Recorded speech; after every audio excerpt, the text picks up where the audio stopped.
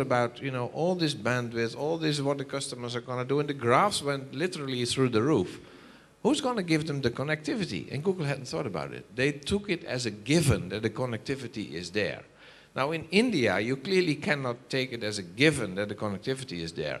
So if the operators would even get less money, for example, because voice is disappearing very quickly, like SMS has disappeared very quickly, then we will need to charge the customers far more, or you will lose your connectivity because we will all go broke. Now, I don't think that will happen because it's too much of a basic infrastructure. So, and I'm optimistic. Let me tell you why I'm optimistic. I tell this story always. When I came into the industry now 25 years ago, and I went into KPN, I worked in a fixed line operator, an incumbent operator. The biggest revenue driver for the profit we had was called international telephony. The whole gross profit that KPN made came from international telephony. Because what countries typically did, and I think this must sound very familiar to you with VSNL in the past, they were charging very high tariffs for international calls and actually subsidized what happened in the country with that. That model died over 5, 6, 7 years because you got callback, you got all the alternative solutions, and it died. 6, 7 years later, there was virtually no profit left in that business. Did the operator die? No, the operator did not die. The operator adjusted, its system. Now, in 1995, we bought an operator in the Czech Republic. In the valuation of that operator, there was 1% of the value was attributed to its mobile subsidiary. Now, if you would value that same operator today, probably 10% of the value of that operator would be attributed to its fixed line business. So, fixed line business went completely down. Did the operators die? No, the operators did not die. The operators changed again. So operators are pretty good in adjusting their business models. Give us a bit of time and we will adjust the business models. Now we see the MTRs. In Europe we had very high MTRs. Last few years, billions and billions of dollars have vaporized because they more or less said goodbye to MTRs. Not completely, but a pretty big part. Did the operators die? No, the operators did not die. They suffered a bit, profitability was a bit suffering, but they will survive. So I'm very optimistic that the operator community is able to adjust its business models because it has a pretty good track record in the only 20 years that these operators are there. A pretty good track record in adjusting the business model. So I'm very optimistic. So let's grant that to Martin. I second what he says. 30-40% penetration of rate cutters. There were some companies who had around 70-75% rate cutter. And that makes all the difference of your realized rate, what you actually realize. So strategically, all the trade commissions, all the rate cutters, promotions in the market are with an objective that those rate cutters have to be brought down. There was even a time when it was not only one rate cutter, on a tariff you were giving multiple legs, everything was getting discounted. So all those things are now changing. Last question.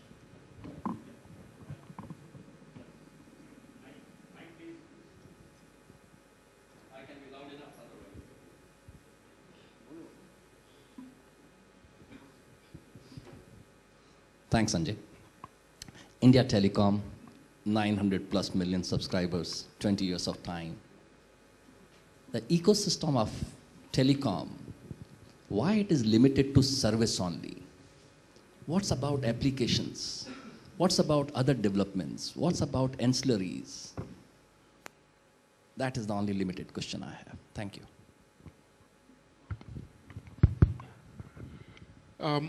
I'm not sure if I understood the question when you talked about ancillaries and all that, but I can tell you the ecosystem of value-added services that's fairly strongly developed in India is because, earlier if you go back, the conventional IT industry, it was manufactured in India for a European or a US market. Telecom is possibly one of the few industries where it was produced to be consumed here.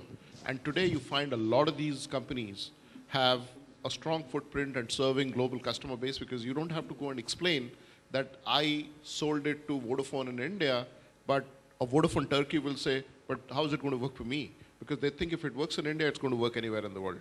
And the VAS industry or the service industry that supports the telecom is fairly strong, fairly robust, and is evolved because of the growth of the telecom business that we have.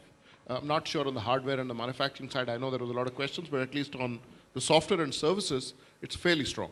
Yeah, the only thing that I can add here is that if you were to parallel the ecosystem that prevails on new ideas and innovations in India versus the Valley in the United States, there is no comparison. It's a chalk and cheese, right? You go there, you can walk into an incubation fund called 500 Ideas or something, and you will have lots of Indians that you'll find there.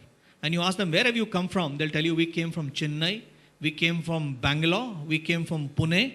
What brought you here?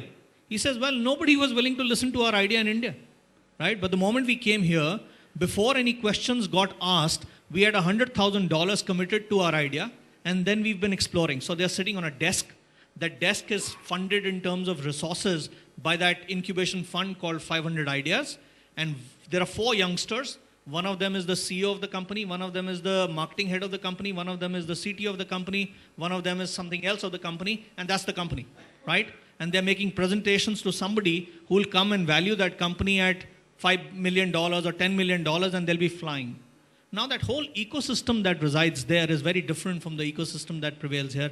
I think that's one area that we could concentrate and do very well. I think we have the capability of creating the next WhatsApp if we had an ecosystem like that available here. There's no dearth of ideas. It's just the dearth of that whole ecosystem coming together. And thanks for bringing that to our notice. Yeah, absolutely agree.